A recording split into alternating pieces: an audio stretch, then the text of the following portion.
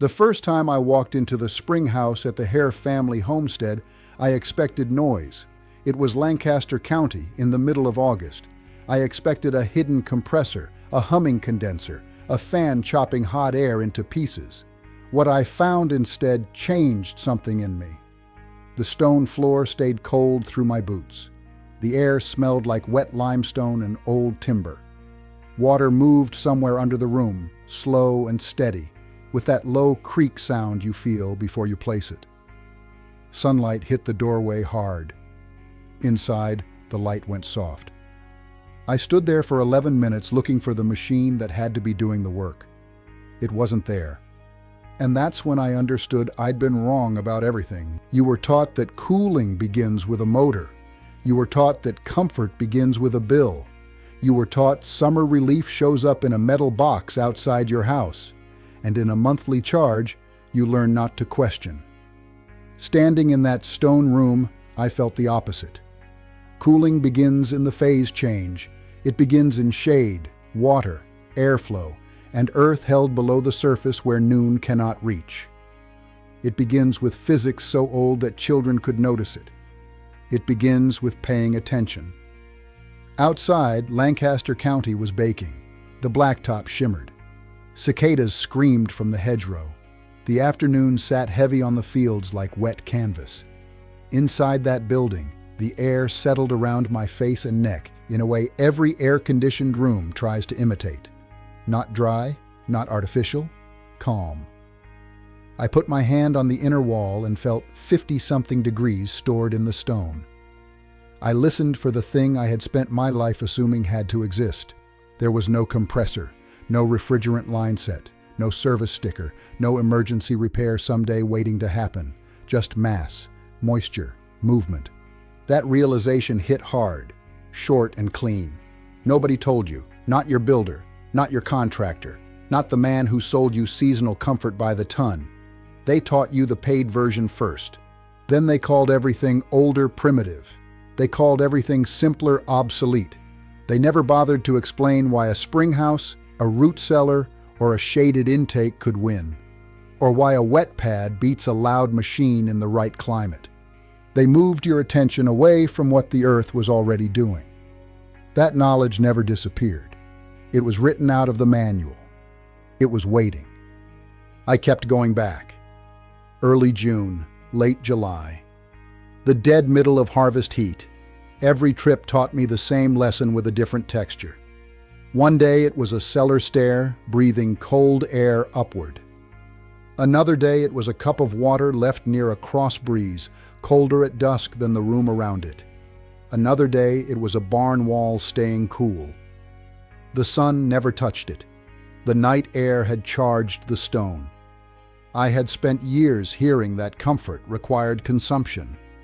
Lancaster kept showing me comfort, beginning with design. And that is the part I cannot unsee. Once you notice that a building can borrow coolness instead of manufacturing it, modern comfort starts to look strangely fragile. One outage, one failed capacitor, one refrigerant leak, one fan motor, one control board, one more invoice. The older logic asks less of you. Shade the hot side, expose the cool side, move air where you want relief. Keep water clean. Let mass do the slow work. The Amish didn't read this in a textbook. They figured it out the way all real knowledge gets discovered, by paying attention to what the earth was already doing. So here is the claim. A low-tech cooling setup built around water, airflow, thermal mass, and a few dollars of maintenance can change the math. It can cut incoming air by 15 to 40 degrees Fahrenheit and slash electricity use by 60 to 80%. And yes, this works even if your house was built 50 years ago. Stay with me, because what I found in Lancaster County uses the same physics the Persians used. They cooled desert rooms more than 2,000 years ago. The science is brutally simple. When water changes phase, it steals heat. When air moves across a wet surface, some of that water evaporates and the air temperature drops. The U.S. Department of Energy states that evaporative coolers can reduce incoming air by 15 to 40 degrees Fahrenheit. It says they typically use 60 to 80% less electricity than conventional air conditioners. The University of Arizona Cooperative Extension says the same principle works extremely well in semi-arid climates. Homes, outdoor spaces, and greenhouses still rely on it today. Your body already understands this. Sweat leaves your skin, changes phase, and carries heat away. A cooler pad is just your own biology built in wood, water, and airflow. Now add earth. At root cellar depth, the wild swings calm down. Pennsylvania agricultural records describe specialized root cellars sitting around 50 to 55 degrees Fahrenheit. The Pennsylvania Historical and Museum Commission documents springhouses and milkhouses using flowing water and masonry to cool milk before mechanical refrigeration. Put those pieces together and the math changes fast. If a fan uses 180 watts to move air through a wet pad and shaded duct, the math gets strange. If the system delivers 2,100 watts of cooling, that is a coefficient of performance above 11. A central compressor often lives closer to 3. That gap matters. The reason climate matters is simple. Dry air can absorb more evaporated water before it feels heavy. That is why the Department of Energy and the University of Arizona both stress low humidity performance. In the right weather, you are not fighting the heat with brute force. You are cooperating with the atmosphere. In mixed climates, run the system during the hotter, drier hours. Then switch to night flushing after sunset and let the structure recharge. That is how traditional buildings stretch comfort without mechanical excess. And pay attention to what is missing. No compressor has to squeeze and release refrigerant all afternoon. No outdoor condenser has to sit in full sun trying to reject heat into hotter air. No sealed electronics board decides whether you deserve cooling today. Water evaporates, air moves, heat follows the gradient. It never changes. That gap represents a massive market in equipment, refrigerants, replacement parts, and service every year. And that is why you have never heard of this. I felt that proof most clearly in Strasburg, then again near Berlin, Ohio. In Lancaster County, the hottest sound outside was insects and gravel under buggy wheels. Inside the old outbuildings, I heard water, timber creaks, and almost nothing else. I asked an Amish man named Eli why one room felt 10 times calmer than the yard. He smiled and tapped the stone with his boot. Then he said very quietly, "Night gives it back." That sentence stayed with me. His family had used the same cooling habits for 4 generations. He traced them back through Pennsylvania German builders from the Palatinate and Canton burn. He did not describe the room as old-fashioned. He described it as dependable.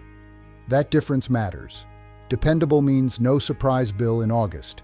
Dependable means the room performs the same way for your children that it did for your grandfather. Dependable means nobody calls a technician. The coolness is built into the wall, the roof, the spring, the vent, and the routine. The paper trail matches the memory. A 1929 USDA farm building plan for milk houses confirms it. The Pennsylvania Historical and Museum Commission later cited it. It shows cooling rooms built for airflow, drainage, shade, and stored coolness long before suburban air conditioning became normal. Go back further and the pattern gets almost eerie. In Yazd, Persian builders raised wind catchers above the roofline and pushed air downward, sometimes across water, to cool rooms below. One surviving tower at Dolatabad rises about 33 meters. BBC Future reported that a modern U.S. visitor center using the same passive logic recorded a 29-degree Fahrenheit difference between outside and inside. Thousands of miles away, native builders in the American Southwest solved the same problem with adobe, shade, night flushing, and thermal mass. A U.S. Department of Housing and Urban Development study on Southwest housing traditions recorded it. A naturally ventilated adobe structure dropped peak interior temperature from 90 to 86 degrees Fahrenheit. Different land, different language, same answer. Every civilization that mastered extreme heat arrived at the same answer independently. The Amish never forgot. They carried it from the Palatinate to Pennsylvania 300 years ago. They kept building it because it worked, and because they never needed permission to do what made sense. Then the money arrived. In 1930, General Motors and DuPont formed Kinetic Chemicals to produce Freon. The joint venture was built to feed Frigidaire and the exploding electric refrigeration market. Time reported in 1943 that General Motors wanted a quick discovery and asked Thomas Migley Jr. to find a non-poisonous, non-flammable refrigerant. DuPont's own historical timeline confirms the 1930 joint venture. What did the older alternatives threaten? Every household unit that could stay simple. Every toxic but effective refrigerant already known. Every no-compressor comfort method that did not create a recurring service economy. By 1935, according to the widely cited Freon history summarized by ThoughtCo, Frigidaire and its competitors had sold 8 million refrigerators. They were in the United States, using Freon. That was the money. The suppression mechanism was not one dramatic midnight raid. It was cleaner than that. It moved through standards, marketing, and education. First came the safety framing. The refrigeration codes that evolved into ASHRAE Standard 15 separated refrigerants by toxicity and occupancy risk. That made ammonia and similar substances harder to place in ordinary human comfort settings. Then came the sales machine. Times 1943 reporting described Freon as the freezing agent in practically all electric refrigerators and air conditioning machinery. Migley publicly inhaled the gas and used it to extinguish a flame as theater. One path was labeled modern and safe. The other path was labeled old, dangerous, and backward. The passive path never even got a sales department. The Allies were real. General Motors owned Frigidaire. DuPont manufactured the chemical future Frigidaire needed. Time magazine amplified that future to the public in the language of progress. Government bodies and standards committees translated safety concerns into the codes schools and inspectors would later inherit. Industry got the recurring hardware. Media got the story of modern convenience. Regulators got a cleaner category system they could defend. And while the chemistry story grabbed headlines, the simpler threat vanished more quietly. Passive cooling cannot be patented the same way a sealed system can. You cannot meter a night breeze. You cannot sell a replacement contract for a shaded wall. You cannot build a quarterly growth target around a spring house or a vented attic. You cannot build one around an adobe wall or a wet pad cleaned by the homeowner. So those ideas stayed scattered, local, vernacular, beneath the notice of modern design schools, except when energy prices spiked and someone remembered them again. An entire field of knowledge disappeared from architecture schools, building codes, and engineering habits. Not because it failed, because it wasn't profitable. The pattern never stopped. In 2022, Open Secrets recorded $964,622 in federal lobbying expenditures by the Air Conditioning, Heating, and Refrigeration Institute.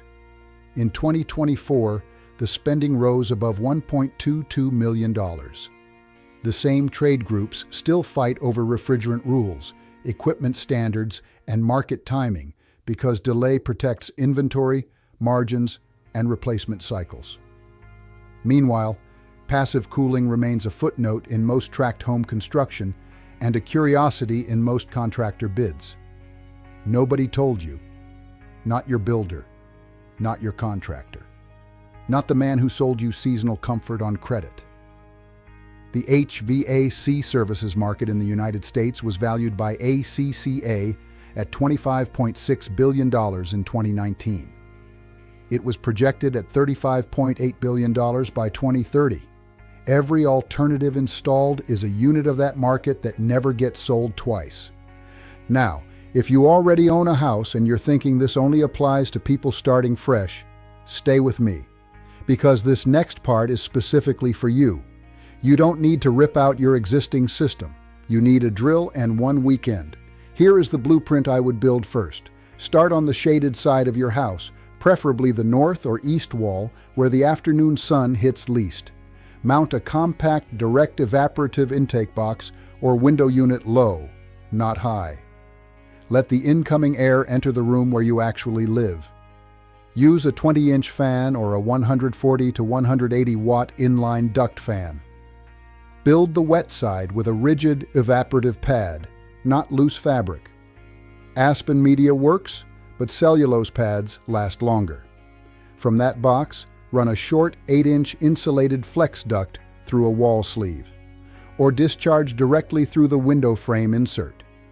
If you can spare ground space, place the intake box 18 inches above grade. Put it under a simple shade hood lined with low-E radiant foil. Inside the box, keep the water path simple. A 1/2-inch PVC feed line is enough. Add a small recirculation pump and a sump deep enough to hold 3 to 5 gallons. If you want whole house support, step up to a unit rated around 3,000 cubic feet per minute and give the house an exit path. The Department of Energy recommends 1 to 2 square feet of open window or vent area for every 1,000 cubic feet per minute. That part matters. Open the leeward windows 2 to 4 inches or install ceiling up ducts if security matters. Air must leave. Trapped humidity kills performance. Now add the old trick. Before the first run of the season, clean mineral scale from the sump, feed line, and pad frame. Use clear household ammonia diluted for cleaning use. It is usually a $7 to $14 bottle from any hardware aisle, then flush completely. That bottle is not the cooling system. It is what keeps the cooling surface open and the water moving where it should. Schedule 40 PVC is not optional. Thin vinyl line warps, sags, and grows slime in summer heat. If you have a crawl space or basement window, you can push the idea further. Draw intake air through 12 to 16 feet of shaded duct before it reaches the wet pad. Every foot buys stability. On a 95-degree day, this kind of setup can deliver supply air in the mid-60s to low 70s Fahrenheit. That is in dry or mixed summer air. Not freezer cold. Better. It feels alive. If your air is already damp, do not run it blind. Use a cheap hygrometer. If indoor relative humidity climbs past comfort, open more exhaust on the leeward side, or shut the pump off and use the fan-only mode until evening. Add weather stripping around the insert. Seal every gap with exterior tape or silicone. Keep the pad in shadow whenever possible. Small leaks and direct sun erase gains faster than most people realize.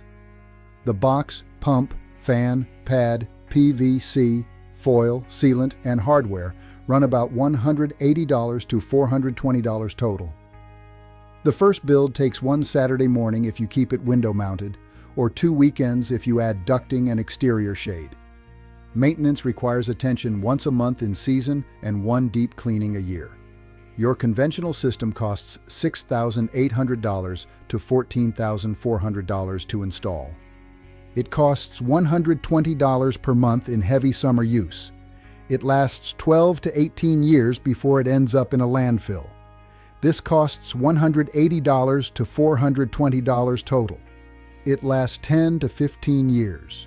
Your choice. Everything I've covered across this channel, root cellar cooling, lime wash walls, rainwater first, I've put it all in one place, step by step, season by season, room by room, in the order families use it.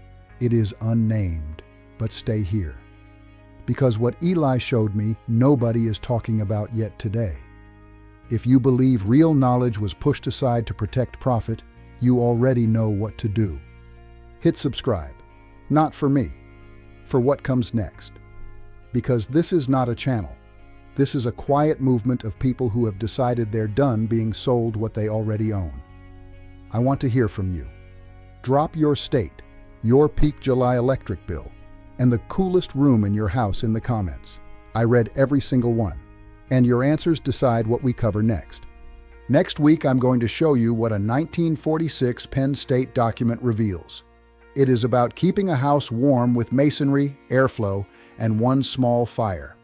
And the report proves American builders knew about it decades before selling you the expensive version. You're not going to want to miss that one.